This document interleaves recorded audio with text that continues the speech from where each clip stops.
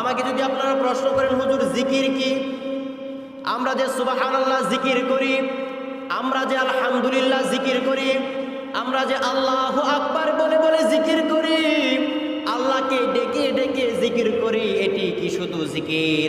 আমি বলবো হ্যাঁ, এটি জিকির, তবে এর পরেও অনেক জিকির আছে। আপনি যদি আমাকে প্রশ্ন করেন এরপরে আর কোন জিকির আছে, 5 ওয়াক্ত নামাজ পড়া, আল্লাহ পাক রব্বুল আলামিনের জিকির করেন সুবহানাল্লাহ। রমজানের রোজা রাখা, আল্লাহ পাক রব্বুল আলামিনের জিকির করেন সুবহানাল্লাহ। সামর্থ্য থাকতে হজ করতে যাওয়া হচ্ছে, আল্লাহ পাক রব্বুল আলামিনের জিকির। আমাকে যদি আপনি প্রশ্ন করেন আরো জিকির কি আছে, আমি আপনাদেরকে বলবো অবশ্যই আছে। প্রত্যেকটা ভালো কাজ আল্লাহ পাক রব্বুল আলামিনকে সন্তুষ্টি করার জন্য, প্রত্যেকটা কাজই হচ্ছে আল্লাহ পাক রব্বুল আলামিনের জিকির।